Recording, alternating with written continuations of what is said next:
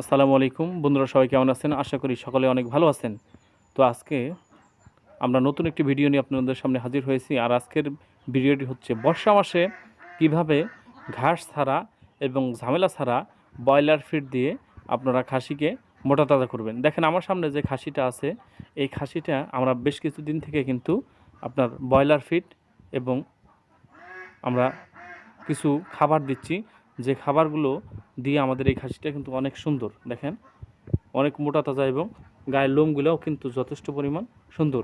এটাকে আমরা কিভাবে ঘাস ছাড়া ব্রয়লার ফিড দিয়ে কী নিয়মে এই খাসিটাকে মোটা তাজা করতেছি এবং এটার ওজন বৃদ্ধি করতেছি, সেই বিষয়ে আজকের ভিডিওটি। তো তার আগে আমার একটি রিকোয়েস্ট হচ্ছে, যদি আমার চ্যানেলে আপনারা নতুন হয়ে থাকেন তাহলে আমার চ্যানেলটিকে সাবস্ক্রাইব করে দিবেন এবং পাশে থাকা বেল আইকনটি প্রেস করে দিবেন, যাতে নিত্য নতুন ভিডিও আপলোড করার সাথে সাথে আপনি আমার ভিডিওটি দেখে উপকৃত হতে পারেন।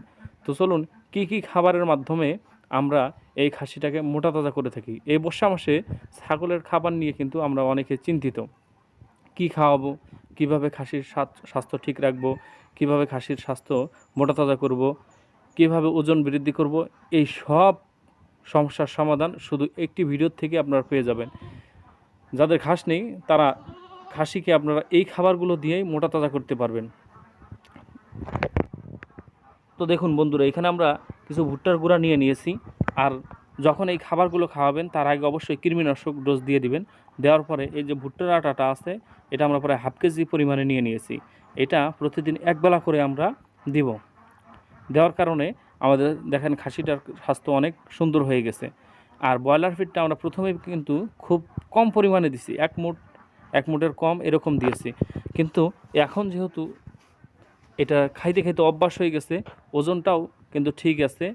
আর দ্বিতীয় কথা হচ্ছে যে এই ছাগলটা যেহেতু আমরা ওজন বৃদ্ধি করব, সেহেতু এটাকে ব্রয়লার ফিড কতদিন পর্যন্ত খাওয়াবো বা কী নিয়মে খাওয়াবো সেই বিষয়ে এই ভিডিওটি। ঘাস ছাড়া ব্রয়লার ফিড দিয়ে আমি কিন্তু এই ছাগলটা বেশ কিছুদিন থেকে পালতেছি। তো চলুন আমরা কতটুকু করে পরিমাণ আমরা ব্রয়লার ফিড এই ছাগলকে দিয়ে থাকি। প্রথমে আমরা কম কম করে ব্রয়লার ফিড দিতাম, এখন একটু বেশি বেশি করে ব্রয়লার ফিড দেই, যাতে এটার স্বাস্থ্যটা একটু বাড়ে, ওজনটাও একটু বাড়ে। আমরা প্রায় 7-8 দিন থেকে দিতেছি এটাকে ফিড। এই ব্রয়লার ফিড দেওয়াতে স্বাস্থ্যটা কিন্তু অনেকটাই বেশি হয়ে গেছে। দেখেন আপনারা, আমি আর একটা নতুন ছাগলকে এই ব্রয়লার ফিড দিয়ে পালা শুরু করে দিছি, সেটারও ওজন কয়েকদিন পরে পরিবর্তন হবে, সেটা নিয়ে একটি ভিডিও আপনাদেরকে দেব। আর আপনারা যারা বলেন যে ব্রয়লার ফিড খাওয়ালে ছাগলের সমস্যা হয়, এই যে প্রায় 7-8 দিন থেকে এই ছাগলটাকে আমরা খাওয়াইতেছি, এটা নড়াচড়া বা খাওয়ার রুচি দেখলে আপনি কখনোই বলবেন না যে এটা একটা অসুস্থ ছাগল। অবশ্যই এটার নিয়ম আছে। ব্রয়লার ফিডটা খাওয়ানোর যদি আপনি নিয়ম মেপে খাওয়ান, তাহলে দেখা যাবে যে আপনার ছাগলটি স্বাস্থ্য হবে, সুস্থ থাকবে, ওজনও বাড়বে, কোনো রিস্কও থাকবে না। কিন্তু আমরা নিয়ম মেপে খাওয়াই না।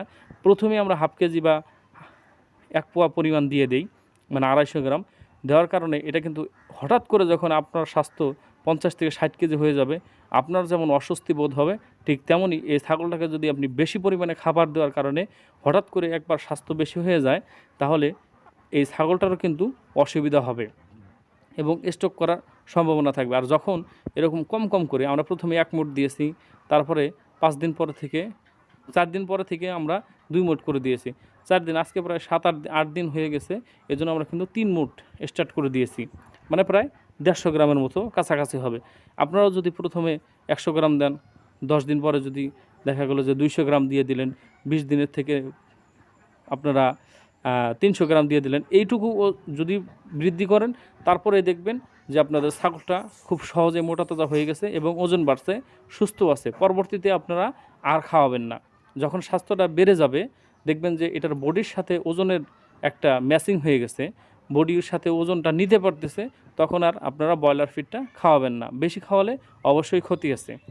এই জন্য পরিমাণ মতো প্রতিদিন নিয়ম করে যদি খাওয়াতে পারেন, তাহলে এই ছাগল কখনোই ক্ষতিগ্রস্ত হবে না।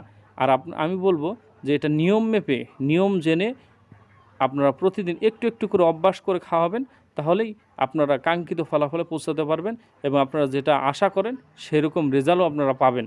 আর হুট করে বেশি করে ব্রয়লার ফিড খাওয়ানোর থেকে সাবধান থাকবেন।